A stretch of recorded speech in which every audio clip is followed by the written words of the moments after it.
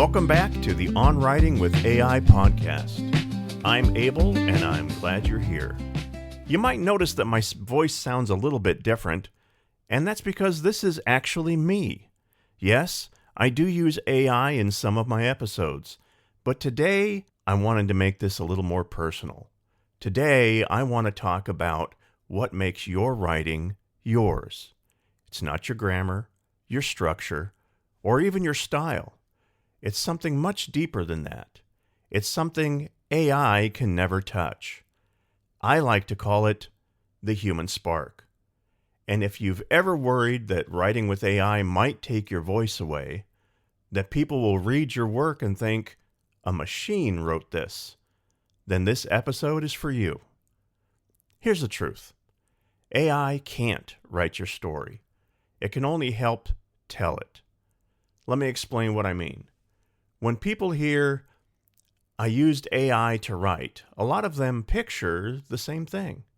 They imagine someone pushing a button, blam! A whole book appears, fully written, fully formed, no human needed. And look, I'm not going to lie to you. Those apps do exist. They generate a book in 5 minutes and outspits a generic content with no soul behind it. But that's not what I'm talking about. That's not what this podcast is about, and that's definitely not what is in my book on writing with AI. When I say write with AI, I mean something completely different. You, the human author, write. You bring the ideas and the voice, and the AI just helps smooth things out, helps with the grammar, with the phrasing, organizing your thoughts, like an editor would. That's it. It's not doing the work for you. It's helping you do the work better.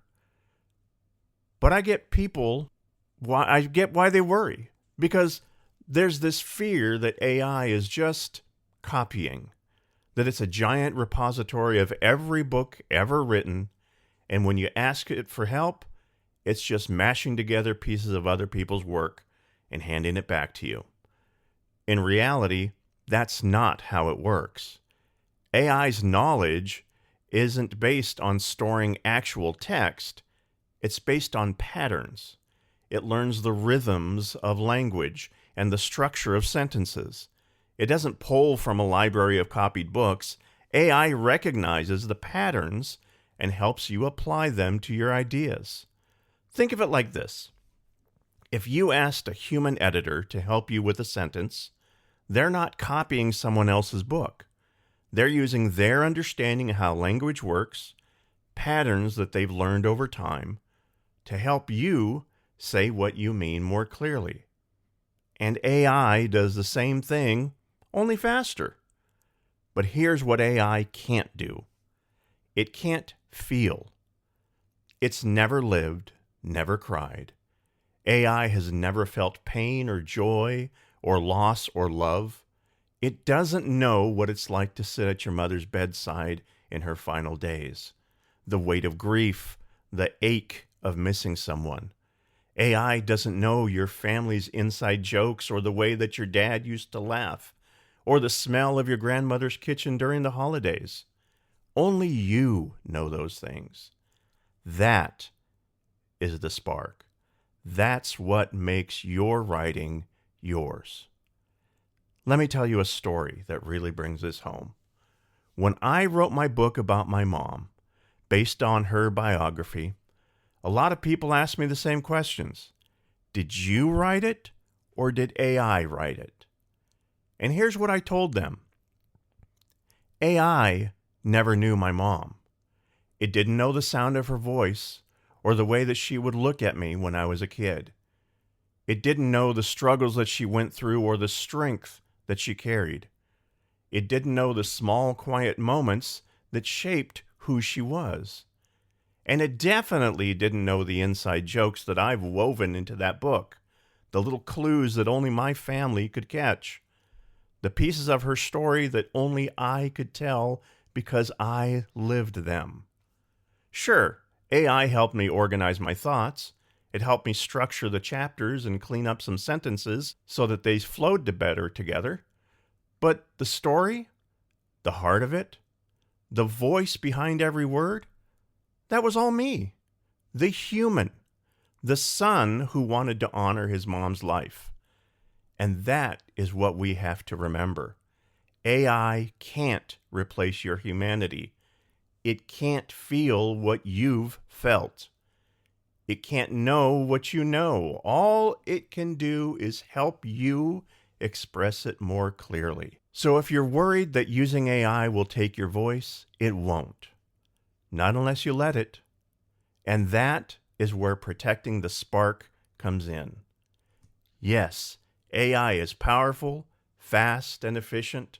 And because of that, it's so easy to let it smooth everything out to the point where your writing sounds clean and polished.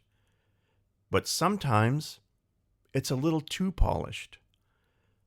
Those rough edges got so smoothed out that now it's not even you. That imperfect phrasing, the way that you naturally talk, that is what's uniquely yours.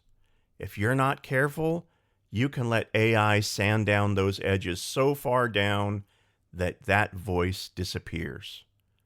Look, I'm not saying that AI is the enemy, because it's not. It's one of the most powerful creative tools that we've ever had access to. But it is a tool. It's not your replacement. So here's what I want you to do. After you work with AI, after it helps you organize, refine, or polish, read the work back to yourself. Then ask, does this still sound like me? Does it carry the feeling that I wanted to express? And does it still have my tone of voice? If it does, then great. But if it doesn't, bring your human self back into it. Rewrite the parts that feel too polished. Add those imperfections that make it yours. Don't be afraid to make it a little messy, because that's what makes it feel more honest.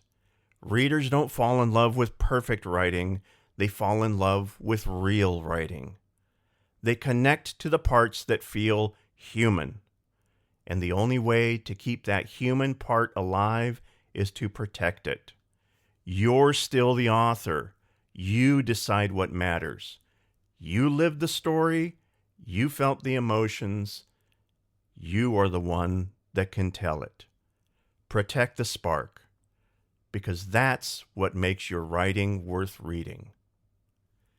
If this episode helped bring back your spark, share it with someone who's been worried about losing their voice to AI.